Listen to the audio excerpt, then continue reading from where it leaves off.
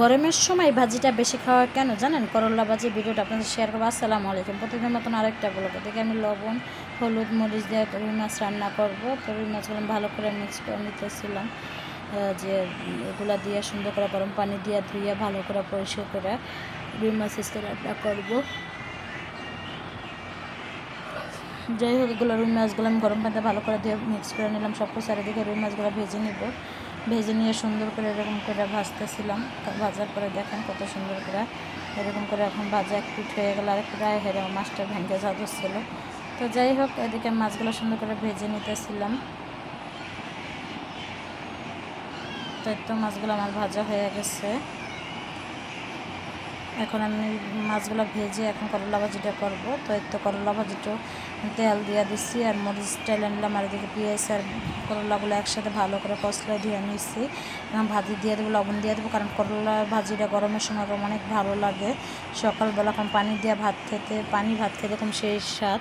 আর করলা রকম গরমের লেগে একবার পারফেক্ট। প্রচুর গরম পড়েছে, আপনারা সবাই জানেন। আমাদের কম করলাটা বেশি খাওয়া পড়ে, এই জন্য গরমের ভিতরে করলা ভাজিটা খাওয়াটা সবচেয়ে শরীরের জন্য উপকার বেশি আমি মনে করি তরকারির ভিতরে। আর এরকম ভাজি থাকলে তার কিছুই লাগে না। এদিকে আমি তরকারিটা বসা দেবো। তো তরকারি পেঁয়াজ আর মরিচগুলো ভাজা নিতেছিলাম। ভাজা দিয়ে এখন আদা রসুন বাটা দিয়ে দিব, টমেটো দিয়ে দিব, ধুন্দুল আজকে রান্না করব। আর এদের তো টমেটো দিয়ে দিচ্ছে, সব মশলাগুলো দিলে একসাথে মিক্স করতেছিলাম। হলুদ গুঁড়া, মরিচ গুঁড়া, ধনিয়ার পাখি, জিরার পাখি, এগুলো সব সামান্য পরিমাণ করে যতটুকু লাগবে আমি ততটুকু আমি দিয়ে দিতেছিলাম। দিয়ে সুন্দর করে লাড়াচাড়া দিতেছিলাম। দেখুন তো ভালো করে আমার কষানো হয়ে যেতেছে। ভালো করে কষে পরে সবজিগুলো তরকারিগুলো দিয়ে দিব, কারণ আমি যতক্ষণ না কষানো মন মতন না কষানো পর্যন্ত আমি তরকারিতে দিই না করলাম। তো যাই হোক, দেখেন ভালো করে আমি কষে নিতেছিলাম। কষানোর পর এখন আমি সবজিগুলো দিয়ে দিব। তো সবজিগুলো দিয়ে এখন লাড়াচাড়া দিতেছিলাম, মিক্স করে নেব সব তরকারির সাথে। মশলার সাথে সবজিগুলো ভালো করে মিক্স করে নিচ্ছি।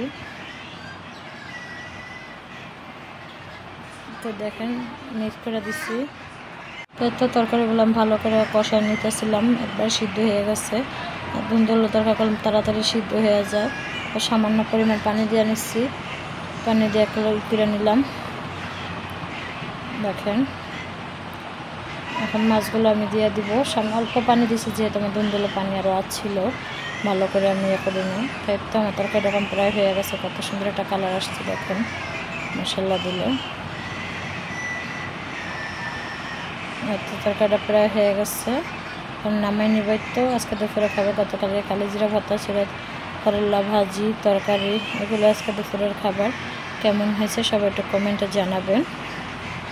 আর তো বিকালের জন্য কিছু ফল টল কেটে নিলাম। তো এখন বিকালবেলা আমরা আজকে বিকালে নাস্তা ফল টল খাবো, যে ফলগুলো কেটে নিয়েছি। তো ভিডিওটা কেমন হচ্ছে সবাই ভালো থাকবেন, সুস্থ থাকবেন। ভিডিওটা